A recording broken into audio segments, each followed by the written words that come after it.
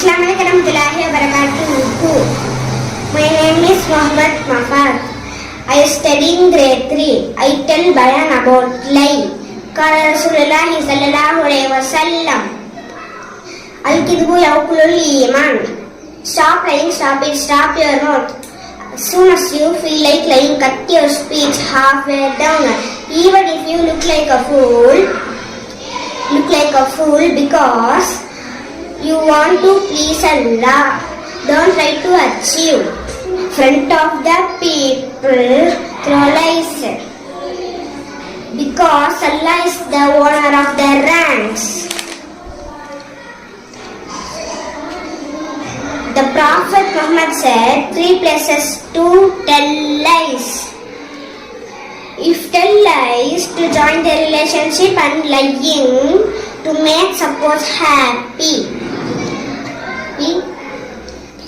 Second one, lying in war. Third one, lying to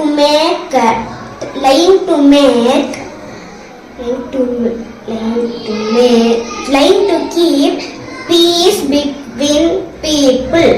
The Prophet Muhammad said, lying is one of the signs of hypocrisy.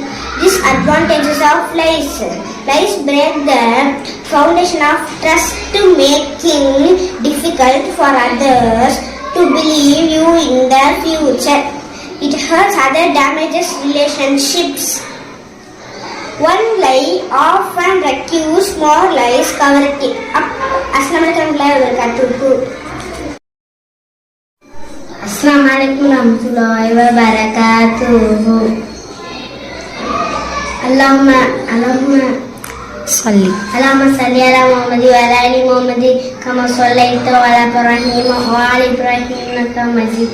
Allahumma barik ala Muhammad wa ala ali Muhammad kama barakta ala Ibrahim wa ala Ibrahim innaka Majid. My name is Muhammad Hamza. I am studying grade 3.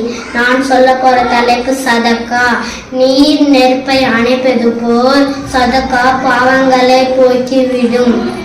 Example, ஒரு வீட்டில் tea எரினா அதை போய் தண்ணியை வச்சு எப்படி அணைப்போம்? தண்ணியால் அணைப்போம்.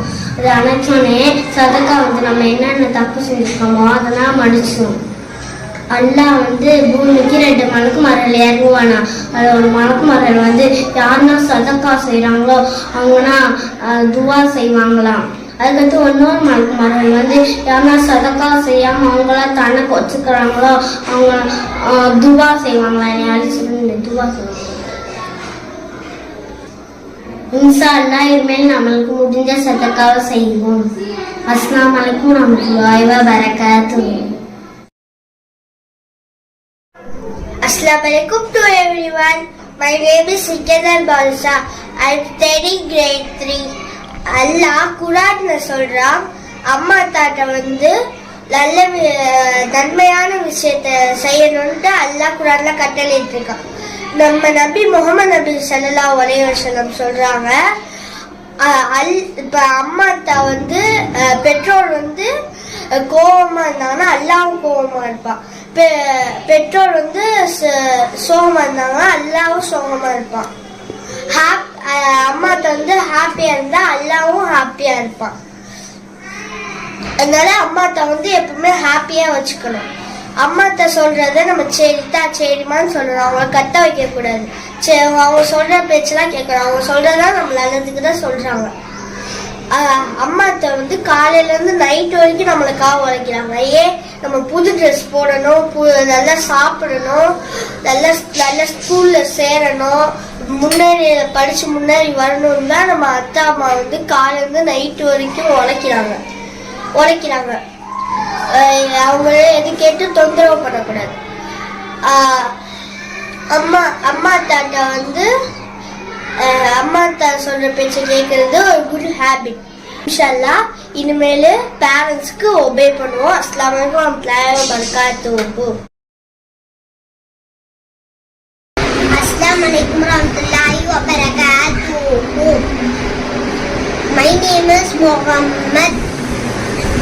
I am studying grade 3. Ya ayyuhalladhina amanu ittaqullaha haqqa tuqatih. வமா தமாதுன்ன இல்லா வாந்தும் முஸ்லிமுன்.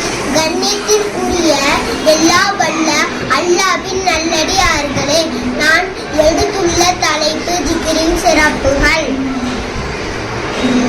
அல்லாஹ் நமக்கு கொடுத்த கடமைகளோடு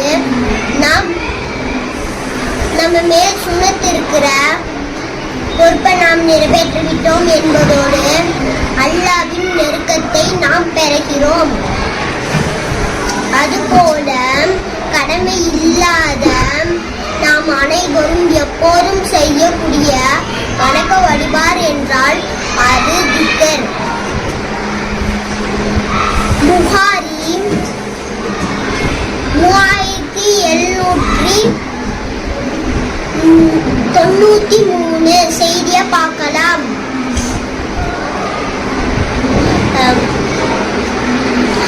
அஷ்ஹது அன் லா இலாஹ இல்லல்லாஹு லஹுல் முல்கு லஹுல் ஹம்து வ ஹுவ அலா குல்லி ஷைஇன் கதீர். இந்த திக்ரை ஒரு நாளுக்கு 100 தடவை சொன்னால் நம்மளுக்கு 4 நன்மைகள் கிடைக்கும்.